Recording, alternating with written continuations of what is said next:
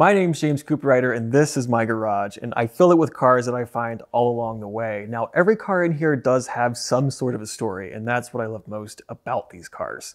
So, this yellow truck behind me was left for dead in a field in Yakima, Washington, the year before that I was born. That is a prototype mail truck that I found on Facebook by accident. Super cool story. They only built 500 of those, so they're pretty rare and really hard to come by. But this video is about the Wagon, a 1980 Ford Fairmont wagon that was left for dead on a reservation just outside of Yakima, Washington.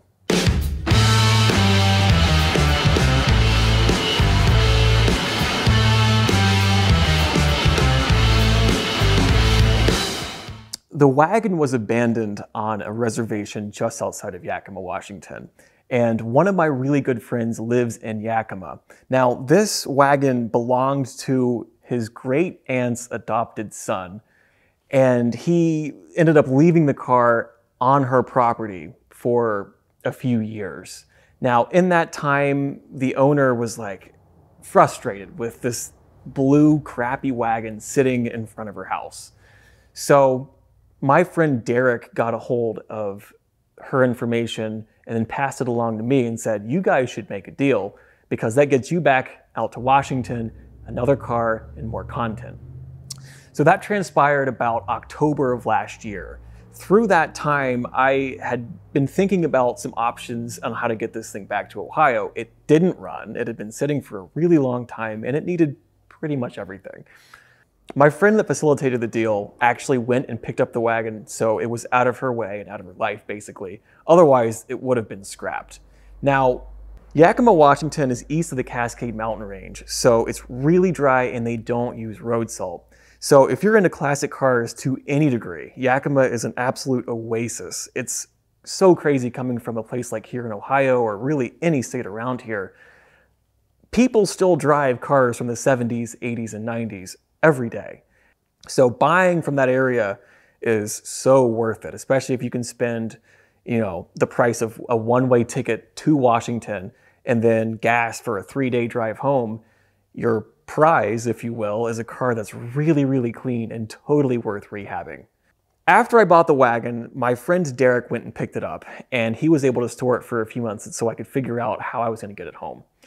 In the meantime, I had a call with a company called Motul, and they were trying to find a way to push their 80s classic line of oil.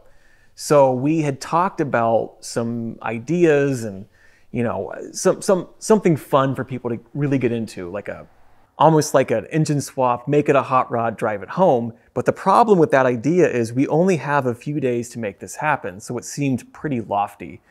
So we decided just to go ahead and do it anyway.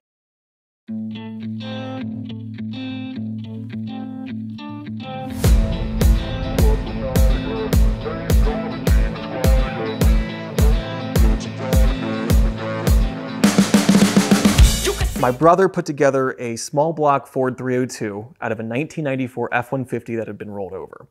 That was the short block, the basis for our engine. Our goal with the engine was to build the cheapest thing possible to get it home.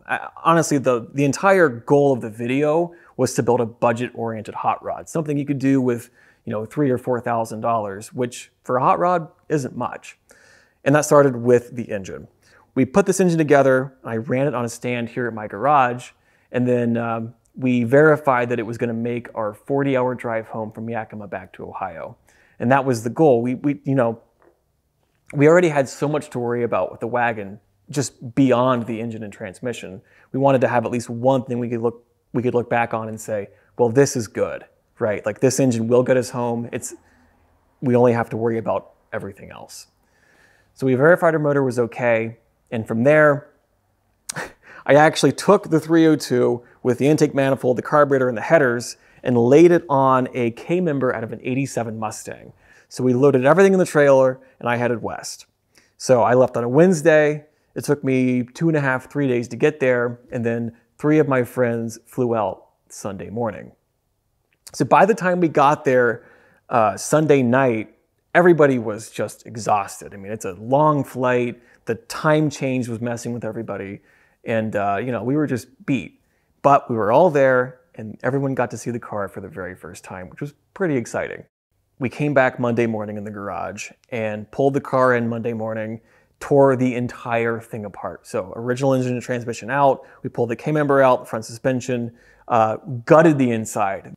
Thankfully, we had 5 or 6 people with us. 5 people, me, my friends, and my buddy Derek there. And then after work, his other friend would come over. And then there would be 6 of us working on this car. Now that was 3 14-hour days of tearing this thing apart and then putting it back together with our small block Ford engine, T5 transmission, and of course the corresponding K-member and suspension from the Mustang. So we threw this thing together in 3.5 days. And by Thursday morning, we pulled the thing out of the garage under its own power for the very first time. And at this point, my buddy Derek was back at work. He'd only taken Monday through Wednesday off, and he was chomping at the bit to see this thing move under its own power, and rightfully so. We had worked so hard. After we pulled the wagon out of the garage on Thursday, our test drive was basically 2 miles. And then from there, it was like, well, let's just put this thing on the interstate and see what it does. Because at this point, we were already behind schedule. We were supposed to leave first thing Thursday morning. And by this point, it was almost 2 o'clock in the afternoon. So we hit the road right after we visited Derek and his buddy at work. And it somehow made it 7.5 hours to Twin Falls, Idaho. And as we're pulling into the town, I was driving and thinking, oh my God, this thing actually made it 7.5 hours trouble-free, and it was getting almost 19 miles to the gallon. It was pretty surreal, all things considered, for a 3-day hot rod. So we pull in that night, get a hotel, we all pass out again. First thing the following morning, we drive the car over to an AutoZone, change the oil again, tightened 1 wheel bearing, and then changed the rear fuel filter, and hit the road again.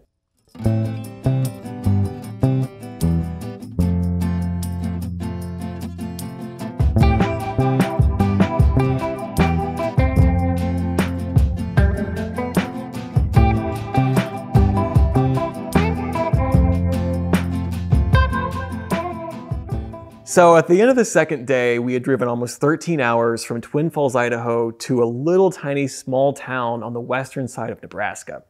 And that's where we spent our second night. Now, we were debating because we could actually drive the third day and get it all the way back home. The caveat being, it was 17 hours. 17 hours. But the car made it, it's made it this far smoothly. And we decided to throw caution to the wind and just take the 17-hour ride and get it home. We were all beat. We were ready to get home. So we just said, screw it, we're just gonna try. And we made it back Sunday morning at 4 and change o'clock in the morning.